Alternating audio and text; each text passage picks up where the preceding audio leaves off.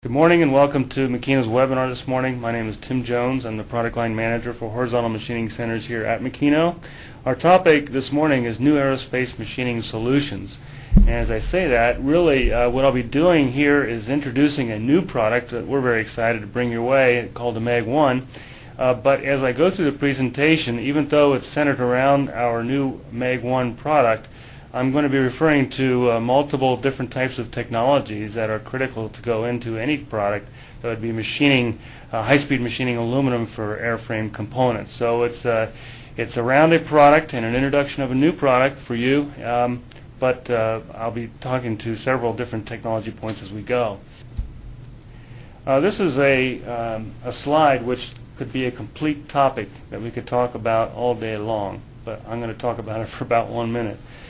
And that is maximizing your cutting performance through a method that perhaps many of you are familiar with, but a tap test, and with a harmonizing system. And what this does is basically you can take each individual tool and based on the application, tap test it, and understanding the frequency and vibration dampening of the total assembly. And there are systems out here. This one is a Metal Max system that will take that tap test data, basically, or that frequency information from a particular tool, and can identify and plot out, which is what you're seeing on the bottom left side of that screen, areas of instability in a cutting process and areas of stability. And so what this tool, this very valuable tool, can do for you then is to make it fairly simple, without being a vibration expert, to find the sweet spots for different cutting conditions, and therefore eliminate the trial and error approach that probably many of you, certainly many companies, are going through today. The bottom line advantage of all this is that it's fairly quick. It doesn't require, like I mentioned before, a skill level of a vibration expert.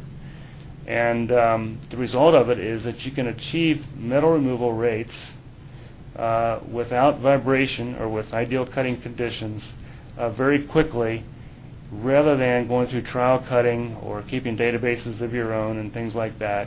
And it just makes the whole process a whole lot easier to get high productivity off of your machine. And it's most prevalent in aluminum machining, where you've got a large tool engagement, where you can, because of the nature of aluminum, remove large volumes of material. So this is a topic in itself that I think we'll cover at a later date in depth, and we'll keep you all in tune to that. This next slide I really like. It kind of talks or visualizes a visual image of what I just talked about, and I just think it makes a lot of sense, and I'm hoping that it will to you too. But in maximizing your cutting performance, if you can use data, basically a scientific approach, you can save a lot of time.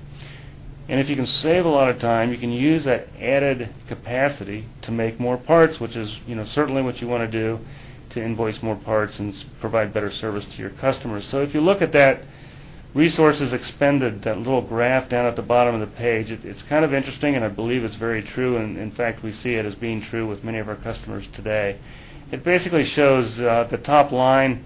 The conventional method is typically you're developing your process to produce the part. You select different machining values in terms of depth of cut, feeds and speeds, and write your program. Then you go through the process of trial and error and optimizing your program. There in yellow, you can see how large the yellow section is. And then you produce the part.